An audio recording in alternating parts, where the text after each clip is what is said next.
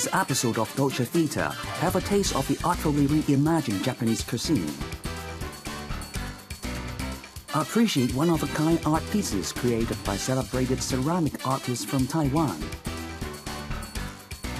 Level up your everyday style with some sparkling jewelry pieces. And check out ways to keep your dedication to the workout routine.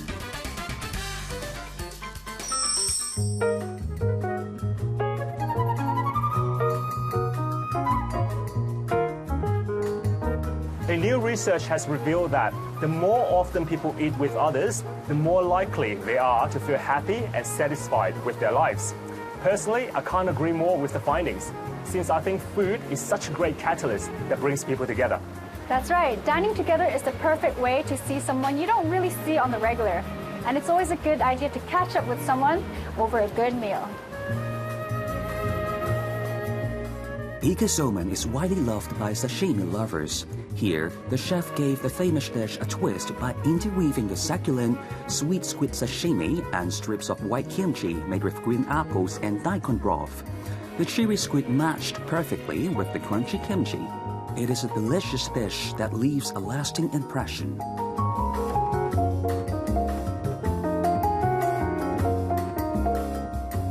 When it's blazing hot outside, nothing's better than cooling yourself off with some refreshing and cooling dishes.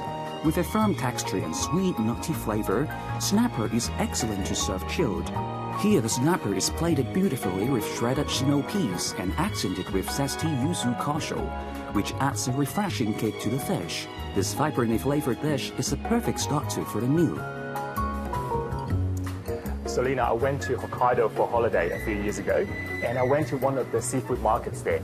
And I had this kai sendon, which was just a simple bowl of rice with a bit of uni and a bit of toro. I didn't expect much to start with, but oh my god, they turned out to be the best toro and best uni. Eating the uni was like eating melted butter, but no fish aftertaste at all. I still remember it now. So I think Hokkaido fresh seafood is my favorite Japanese food. What about you? Well, I'm a simple kind of girl, Marcus. I like myself a hearty bowl of ramen. You know, just like a really rich broth, the chewy noodles, it's the ultimate comfort food for me. Miso is a Japanese staple dish that you may have tried before, but when you think the delicious, moist, and tender black cod marinated with Japanese miso can't go any better. The chef served the fish with dried daikon strips, taking this classic dish to the next level.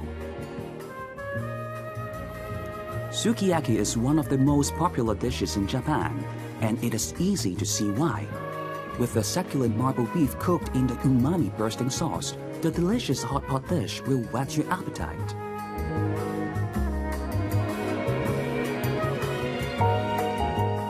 Wow, this sukiyaki was amazing. The broth is savory and really aromatic, and it's paired with thinly sliced wagyu, which makes it super juicy. But you can't forget that a raw egg is a novel condiment. Don't forget to dip it for an extra creamy bite. It looks so good. I gotta try that too. Now, my dish is a signature Japanese dish. It's cod marinated with Japanese miso. Now, I was told that the cod was actually marinated for 5 days in total. So taste-wise, very moist, very tender, and very flavorful. Yaki onigiri is Japanese grilled rice balls covered in savory soy sauce.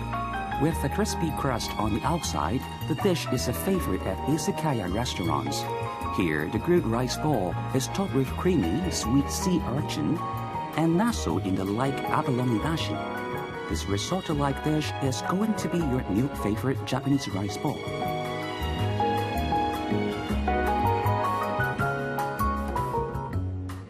Now, Japanese rice balls are usually a very ordinary snack or like a quick meal, but one look at this dish and you know it's completely not ordinary. There is the toasted rice, the abalone dashi, and the creamy uni, and mixed together, it was just amazing. It's really hard not to love Japanese food, isn't it? When you think about it, the ingredients used are quite simple, yet the cooking techniques are quite complex, and the results are always magical. And I think that's the reason why Japanese cuisine never ceases to amaze. Everything is different when you're a child. The trees look taller, colors look brighter, and every new day is more fascinating than the last. Somewhere in adulthood, we all realize that happiness is attainable but takes effort, unlike kids who have great fun doing whatever, whenever. Childhood memories are precious, so take lessons from them.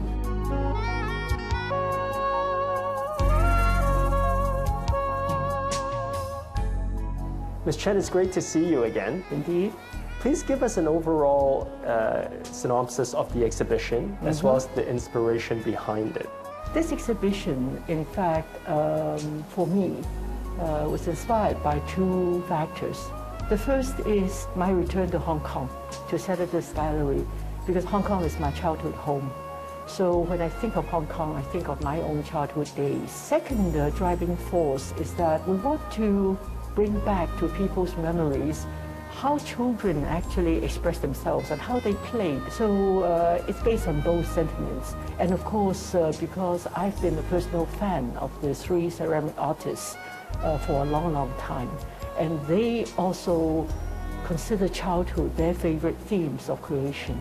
Now, the three artists, their styles seem to be quite different as I was walking around. Yes. Can you tell us some things about each of their creations and their styles? Sure. The three artists are of different styles, but they have the same objective, which is what we call ceramics in reality. When we think of ceramics, we often think a lot of the more abstract, the masks and busts of people. But these three artists basically recreate their memories into ceramic. So they have that common factor, although they do it in different ways. Chen Jinliang, he is now considered, I think, the top international artist in realism ceramic. Anybody who sees his artworks cannot believe that what he created is from ceramic. So his emphasis is on the realistic side based on his own experience from his childhood. And the second artist, Li Jinsen, the 13 pieces that we have here were basically the last of his collection before his illness.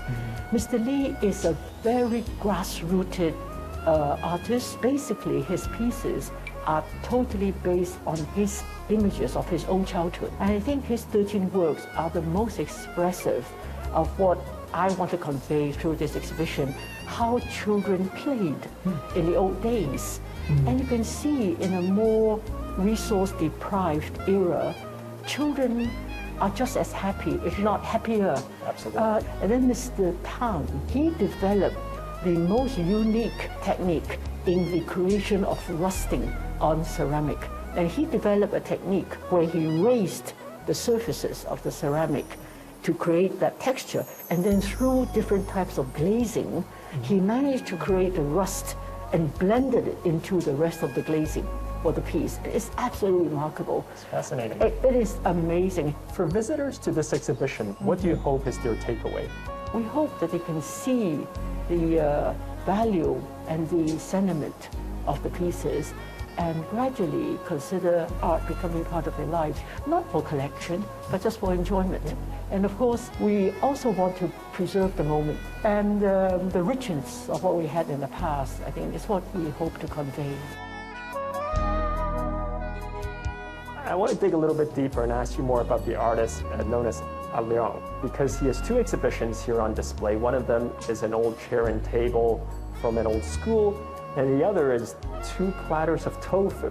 Tell us more about that, and why did you choose him to be in this exhibition? Well, he has always been, I think, I've always been a fan of his, because his creativity and his technique and his imagination.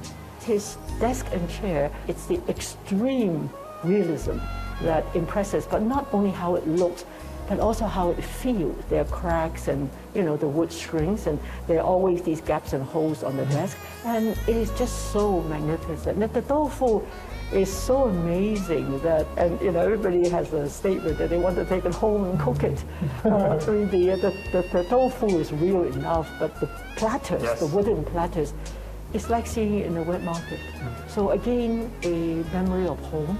And all of these pieces, all of these artists create from their feeling of life itself. So I really value, because these artists are also, I think, will not be as active as a genre in the future, because their contact with that style of life will be less and less. Yeah. The exhibition was really cool today. One of the artists introduced me to this concept of hyper-realism, where using a medium like clay, he's able to make things look as real, if even not more real, than the actual thing itself. The other two artists' works evoked a lot of memories. One of them created feelings of nostalgia with creations that reminded me of toys you see in collectible toy shops. And the other one reminded me of the innocence of childhood. You can keep things simple and still have a lot of fun. After the break, sparkle and brighten your everyday outfit. And discover ways to keep things fun at the gym.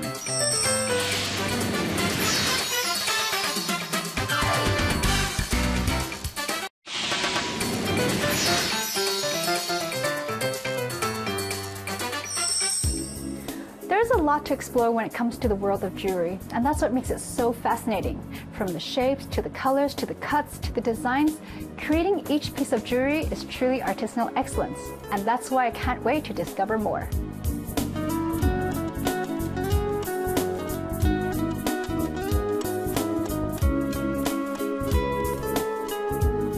Hi Derek, can you tell us a little bit about your jewelry designs? We actually aim to create jewelry that is elegant, that is fashionable, but above all versatile for all different types of situations, along with a unique craftsmanship, while also being inspired by an uncanny sense of womanhood.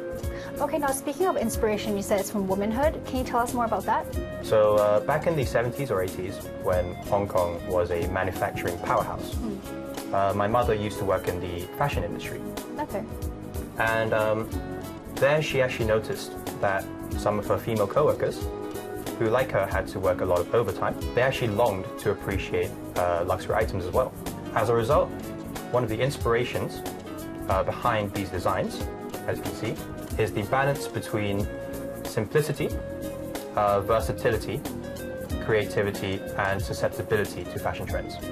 But above all, we actually aim to create jewelry for all women and for different types of occasions, whether that's for daily use or for a special occasion. This allows the modern woman to wear these designs throughout the day while they're working and during the nighttime, usually when they would be out and about. Oh, so it seamlessly goes from day to night looks very easily. Exactly. The same Exactly. piece.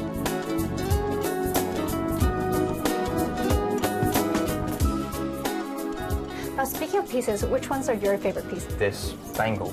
All the pieces in this collection are actually designed by the fluidity of movement by water. If you move it, it actually moves along with you. And what kind of design aspects do you have to consider when creating something like this? To be honest, that comes down to mainly customer satisfaction. And to do that, that's actually split into three factors.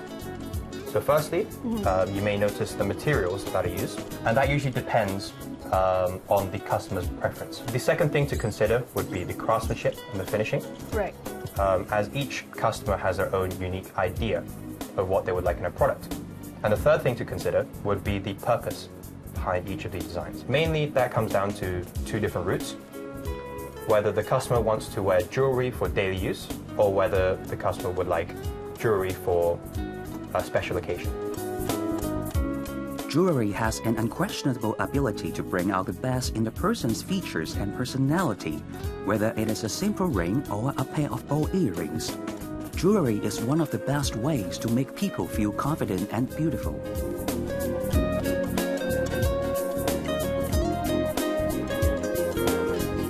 What do you think is the future trends in jewelry design? Well, to be honest, when you think of jewelry, you're always going to think of a sense of privilege, and you're always going to think of exclusivity and luxury. However, one thing that will change is, I believe, would be the purpose behind these designs. While in the past, designs were made for special occasions only, in the future, I believe that designs will become more versatile and adaptable for daily use, such as an item of clothing or an accessory, like a pair of sunglasses. Like you can mix and match it easier. Exactly. Ingredients. Okay. One of the second aspects I believe would happen would be the craftsmanship and the finishing behind each of these jewelry pieces. While in the past, jewelry used to overshadow a person's beauty and elegance, I believe that now jewelry would become a lot more complementary of someone's beauty and elegance, especially with the naturalism movement that has arisen. That sounds beautiful. And I guess the final thing to consider would actually be the fact that there is a lot more demand for men's jewelry. Okay.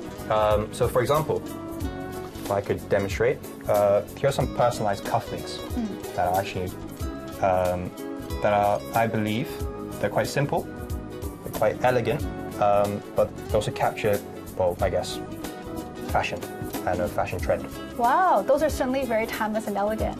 And I'm sure that women and men alike do appreciate the confidence you give them through your designs. Thank you for sharing with us today, Derek. Thank you for having me, Lena. Your back muscles as well. It can be used at the start of a workout or the end of a workout, so as a warm-up or as a finisher to any strength and conditioning routine or a cardio workout. For the climbing routine, you must warm up your upper body. I think keeping motivation during your workouts is very important, and it is a very difficult thing. Told me that anybody can do this with a little bit of practice. It's just a matter of balancing technique with strength. So the only thing I can do is keep practicing.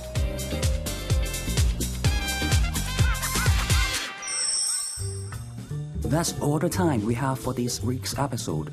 If you enjoyed what we have introduced and want to find out more, simply check out our program website.